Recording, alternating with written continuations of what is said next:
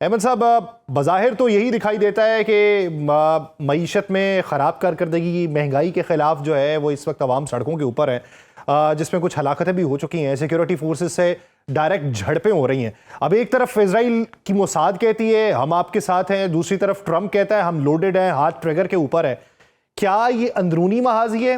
अंदरूनी तौर पर इसे देखा जाना चाहिए कि ईरान के अंदर का मामला है, या फिर इसे बैरूनी सहूलतकारी मुयसर है? देखिए, मिडल ईस्ट के अंदर जितनी भी रजीम चेंज हुई हैं पिछले 70-80 साल में, वो होती ऐसी हैं कि महंगाई के ऊपर कोई प्रोटेस्ट होता है, फिर उसके बाद फॉरेन एक्टर्स हैं उनकी इन्वॉल्वमेंट होती है और फिर रजीम वहां पे चेंज हो जाती है।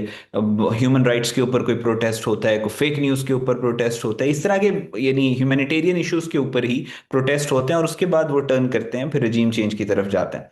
इसराइल ने अपने अजाइम कभी भी छुपा के नहीं रखे ईरान को लेके। उन्होंने जब राइजिंग लाइन किया था इस साल, उन्होंने उस वक्त भी कहा था कि हमारा मकसद यही है। राइजिंग लाइन जो ऑपरेशन का नाम रखा था वो इसी वजह से रखा था क्योंकि वो जो उनका किंग है उसको इंस्टॉल करना चाहते थे ईरान के अंदर, शाह पहलवी। उसका जो उसका एम्बलम था लॉइन का, उसी की वजह से उन्होंने उसका नाम रखा था। तो वो तो रिजीम चेंज करना चाहते हैं ईरान में, और वो हर अपने उनके पावर और इख्तियार में जो भी एलिमेंट है उसका वो इस्तेमाल करेंगे ईरान के अंदर रजीम चेंज जो है उसको लेके आने के लिए।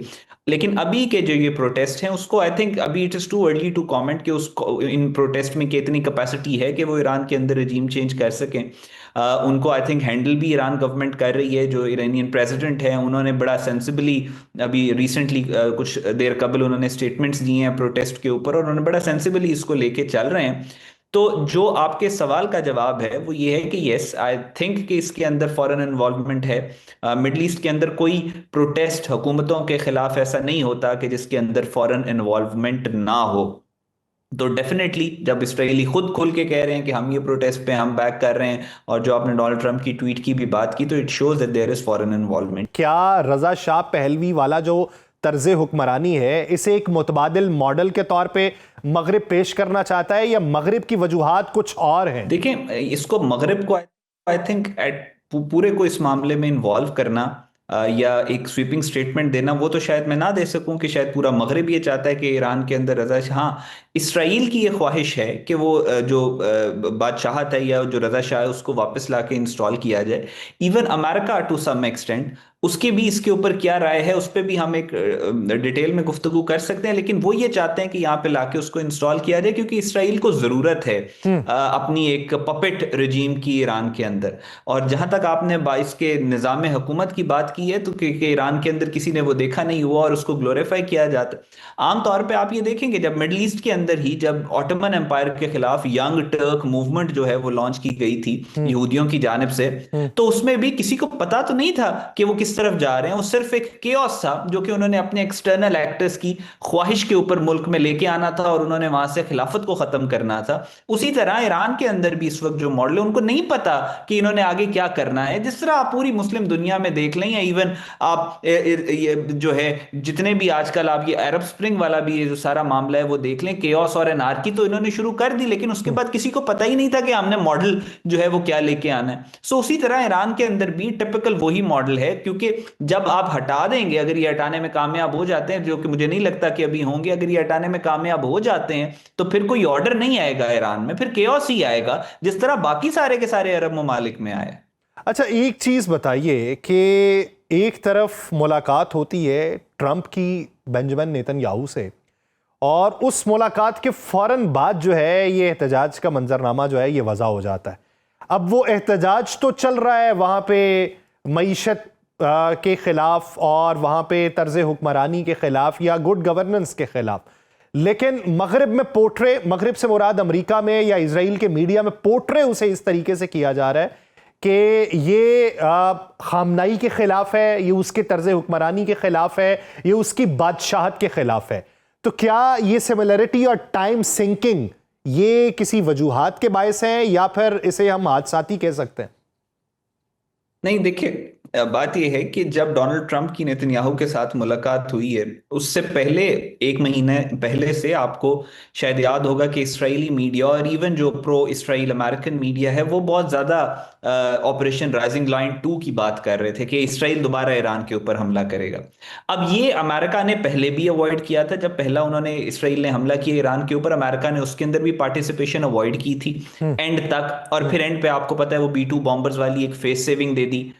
और अभी भी अमेरिका नहीं चाहता कि वो मजीद जंगों के अंदर इन्वॉल्व हो, लेकिन जाहिर है जो प्रेशर है एपैक का, जो Israeli lobby with in America अपनी जड़ें गाड़ चुकी है पिछले 100-150 सालों से, उनका बाकायदा तौर पे प्रेशर मौजूद है। तो ये जो डोनाल्ड ट्रंप की आपने ट्वीट की बात की है, I think it's another diversion या डिफ्लेक्शन है कि वो नेतन्याहू ने डेफिनेटली डोनाल्ड ट्रंप से ये बात की होगी, उनके एजेंडा पे थी कि उन्होंने ईरान के ऊपर दोबारा उसने हमला करना है। और जो डोनाल्ड ट्रंप ने अभी ये प्रोटेस्ट के ऊपर ट्वीट किया है, ये उसकी डाइवर्जन है, उसको डिफ्लेक्ट करने के लिए कोशिश लग सकती है। This is how Trump functions.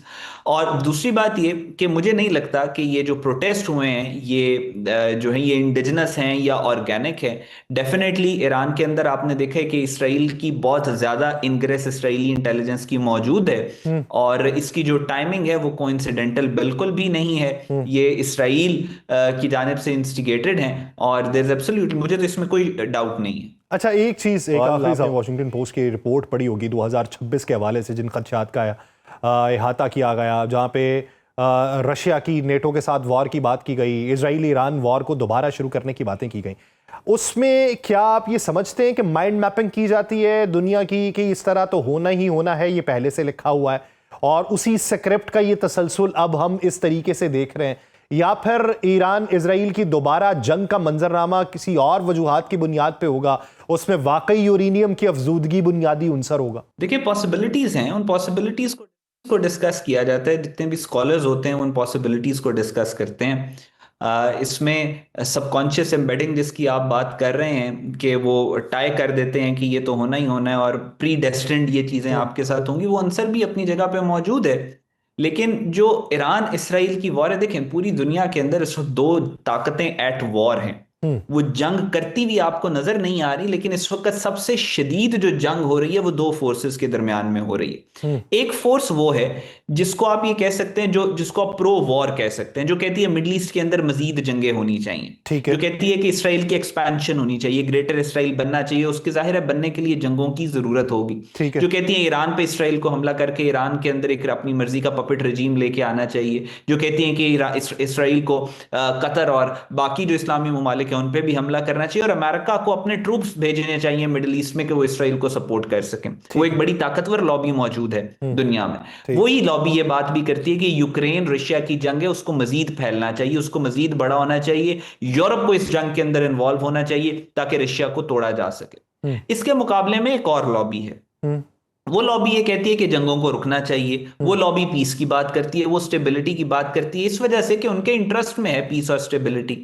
अब इन दोनों फोर्सेस के दरमियान में जंग है, और इस जंग का जो महवर है, जो सेंटर है, जो सेंटर ऑफ ग्रेविटी है, वो वॉशिंगटन है। ये दोनों ताकतें वॉशिंगटन में मौजूद हैं। एक को आप अमेरिका फर्स्टर्स कहते हैं और एक को आप नियो कंजर्वेटिव्स कहते हैं। सो इन दोनों के दरमियान में जो है वो जंग हो रही है। और ये जो वॉशिंगटन पोस्ट के आर्टिकल की आपने बात की, उसने सारे नियो कंजर्वेटिव जो प्लान, या वो Richard Perle American Enterprise Institute वाला जिसका टोटल वॉर का कॉन्सेप्ट जिसने दिया था 2001 में वॉर ऑन टेरर से पहले, उस लॉबी के सारे प्लान्स को उसने डिस्कस किया है कि वो ईरान की जो जंग हो सकती है, रशिया की जंग फैल सकती है, मिडिल ईस्ट में और जंगें हो सकती हैं। इसके मुकाबले में एक और लॉबी है। इंटरेस्टिंग बात यह है कि इस वक्त अमेरिका में जो लॉबी पावर में है, जो ताकत में है, जो इक्तदार में है, वो अमेरिका फर्स्टर्स की है। ठीक है। वो लॉबी ये बात करती है कि जंगें नहीं होनी चाहिए और हमें बैरूनी जंगों से अपने आप को निकालना है। सो ये लार्जर गेम प्लान है जो दुनिया में इस वक्त चल रहा है।